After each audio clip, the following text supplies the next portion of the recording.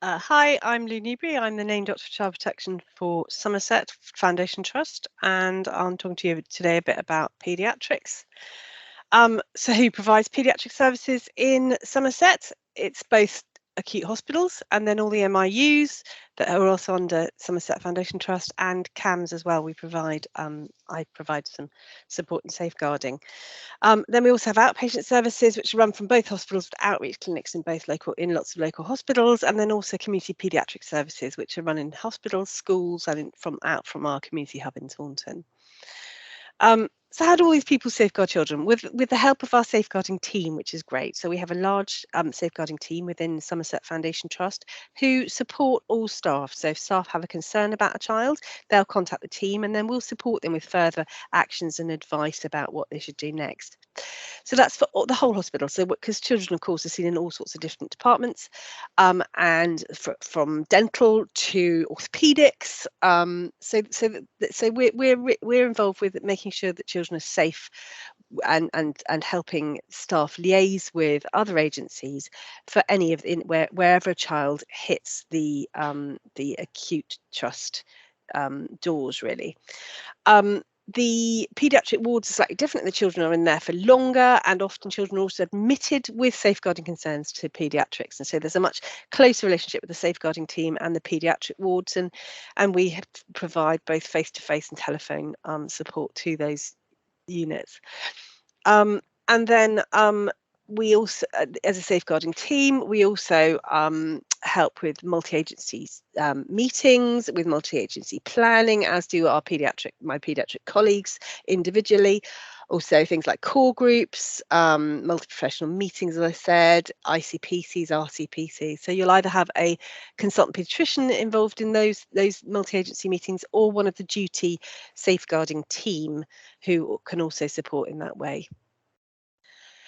How you contact our team. All Somerset Foundation Trust staff can contact the Safeguarding Advisory Service, as can other professionals when they need input to something like a strategy meeting. So there's either an email, which is just here, and that will come out in the slides, or a telephone number as well. And those are manned by our duty team 8 a.m. to 4 p.m. and they triage any queries to the most appropriate team member. So most other agencies want to arrange a child. The biggest question we have is, how do you arrange a child protection medical assessment? And that's quite a lot of our core work in paediatrics with safeguarding. As Kate said, safeguarding is part of our core business for every contact we have with the child. But we also have a specialist role in that we do perform child protection medical assessments, where we assess children for injuries or for neglect or for child sexual abuse, and make an opinion, which then can go through to multi-agency planning, but also through to the court system as well. And we also appear in court as witnesses. So if there is a concern regarding an injury or child sexual abuse or neglect, we then advise that there needs to be a strategy meeting, which would include a consultant paediatrician, or for child sexual abuse, the bridge, or a paediatrician and the bridge.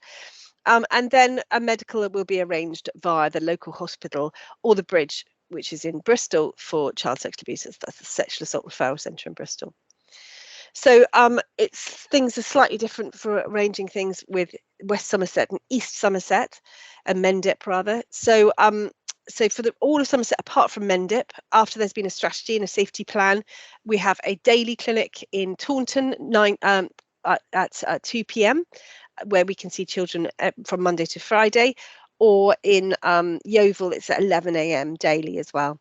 And the children will be seen there by either a consultant paediatrician, and in Taunton we have a core group of expert paediatricians in child protection, and then in Yeovil they'll be seen by the registrar and the consultant as well. So all children do have a review by a consultant if they come in for a child protection medical assessment.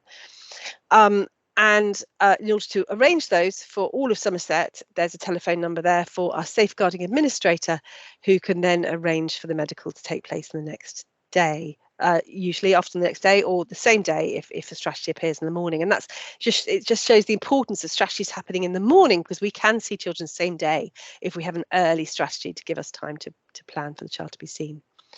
Out of hours for Somerset, so that's after 4 p.m. and before 9 a.m. and then including weekends and bank holidays, you need to make a referral to the on-call general paediatric consultant via the hospital switchboard. Either that's the Musgrove one there, but there's also the Yeovil one as well. So if the child would normally be under Yeovil, you'd be telephoning the Yeovil team, or in West Somerset it would be to the Taunton team. And then they'll either decide the child needs a medical there and then, or they may defer the child to be seen in the next working day. The medically urgent children, however, so that's particularly small babies with injuries, will be admitted to the ward, and that's usually because they require additional investigations such as skeletal surveys or CT scans of their heads. So for East Mendham, it's slightly different. So there you call the community paediatricians. And then between 5 and 8 p.m, there's an extra tier where you call the REH switchboard and ask to speak to the consultant community paediatrician on call. And then for urgent cases after that time, you telephone to the just the RUH switchboard. So those children are under Bath, but also the community Bath team, which are separate. So assessments always happen after a strategy meeting. There always has to be a strategy meeting. So yes, in effect, so anyone else who has a concern about a child, it would need to go to the children's social care and a plan for a strategy meeting. And then after that, there'll be a decision from the consultant paediatrician on the strategy meeting whether there needs to be a child protection medical assessment or not. And these slides will be provided for you afterwards. And then for child sexual abuse, it's slightly different. So we divide any concern into an acute concern or a non-acute concern. That's about the 2-week mark, although we're currently in negotiation whether that's 7 days or 2 weeks. But certainly after 2 weeks, it's non-acute, and between 7 and 14 days, we'd be suggesting you go initially down the acute pathway, and we can always decide which way we go.